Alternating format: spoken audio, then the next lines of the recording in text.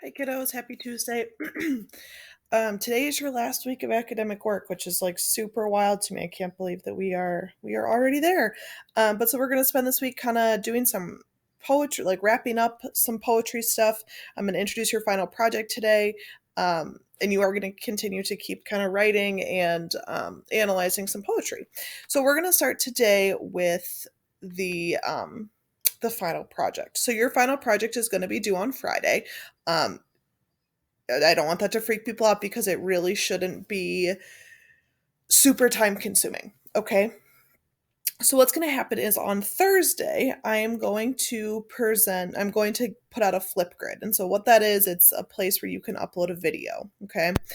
And you're going to choose a poem. So the poem can be one that you have already written, or it can be one that you like from your poetry packet, one that you like from online. It's totally up to you. So it doesn't have to be one of your originals, but it can be if you want.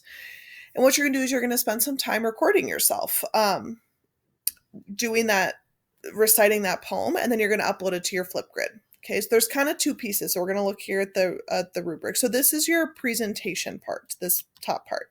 So you use eye contact. It's out of 2 points. So either two, yes, 1 point you're starting to, or no points, we're not there yet. Use a clear, sharp, and expressive voice. We can understand you. You spoke at an appropriate pace, not too fast, not too slow. And then a setting was created with costumes, props, or music. So you don't have to use all three of those, but we would like to see you get a little bit creative. So maybe if it's raining in your poem, you're using an umbrella.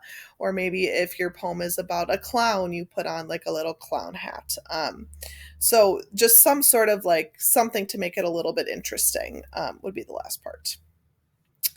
The second part down here, this part is going to go into your presentation. So, introduction of poem, you tell us the poem's author and the poem's title, even if it's yourself. So, you would say, "This is my poem by Miss Cradell." And then you introduce yourself too, right? Like, "Hello, I'm Miss Cradell. Today I'm going to be reading a poem called uh, The Rose That Grew from the Concrete by Tupac," right? So, it can be as short and simple as that. It does not have to be super long. Your presentation is well organized, so it's easy to follow. You're not jumping around. Um, well organized, and then positive feedback was given to at least one other peer's poem. So with Flipgrid, I don't know if you guys have used this before, but with Flipgrid, you can comment to each other. And so we are going to require that you watch at least one other peer's poem and give some sort of positive feedback. So I really loved the way you did this. Your voice sounded great. Your eye contact was wonderful, something like that. We're going to go over this piece a little bit more on Thursday. Okay, so down here, this is out of 4 points if you did it, 2 to 3 if you're starting to, or 0 to 1 if not yet. This is going to be a total of 20 summative points. So for those of you that are sitting on the borderline, this could really, bump you up if you're looking to get that grade up. Okay. So really nothing you have to do for this today. Today and tomorrow, you're going to be writing your last poem. And then on Thursday, I'm going to have you, that's going to be your task, is going to be to upload or to record your video and upload your poem. And then on Friday, we'll kind of watch them together. Not really together, but we'll watch them and you'll be able to add a comment. Okay. So this really shouldn't be super hard, but if you wanted to start thinking about what poem you want to use, that would be a great first step. Okay. So that is that. Please let me know if you have questions. Okay. As far as your teaching today you are working in your poetry packet. So your I can statement is I can make note of how authors use their senses to add details. I can use my senses to write a poem. So you're going to write your poem tomorrow. But today we're going to do this top part. I can make note of how authors use their senses to add detail. So why does an author use their senses to add detail? Really, it's to create descriptions, right, that are going to stay with your reader and that are going to help your reader really put an image in your head. The 5 senses are sight, taste, touch, sound, and smell. You should probably be familiar with those, but if you're not, there they are.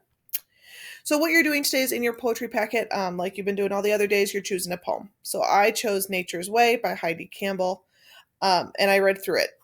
And so it says, upon a mid-spring day, let's take a look at nature's way. Breathe the scent of nice fresh air. Feel the breeze within your hair. The grass will poke between your toes. Smell the flowers with your nose. Clouds form shapes within the skies. and the light will glisten from your eyes. Hear the buzzing of the bees, climb the tallest willow trees. Look across the meadow way, and you shall see a young deer play. Pick the daisies as they grow, watch a gentle, cold stream flow.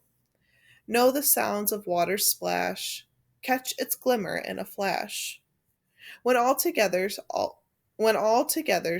seems sound, lay yourself upon the ground, and take a moment to inhale, and listen to nature tell her tale.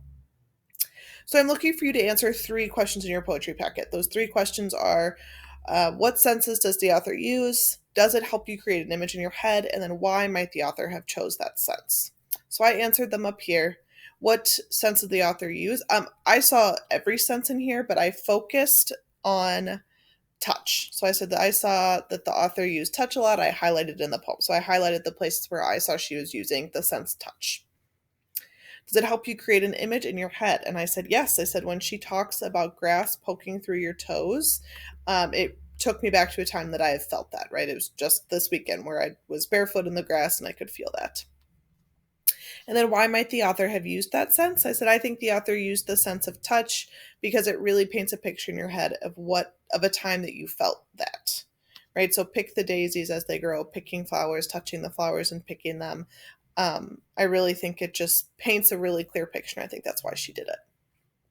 So your task today is to find a poem in your poetry packet that uses a sense. Okay. They don't have to use all 5. They can use just one, but I want you to find a poem that uses some sort of touch, smell, sound, sight, or what am I missing? Or taste. Okay. And I want you just to answer these 3 questions in your poetry packet. You can actually turn your poetry packet in when you are done today because this is going to be our last kind of annotation on Thursday, and Friday you're going to have time to work on your project. So if once you finish today, you can go ahead and turn this in. Okay, if you have questions, guys, please let me know. I am going in to clean my classroom out today, so I'm not going to set office hours, but if you have a question and want me to hop on with you, I can absolutely do that. So just shoot me an email. If not, I'll be available by email all day. Have a wonderful day, guys. I'll talk to you soon.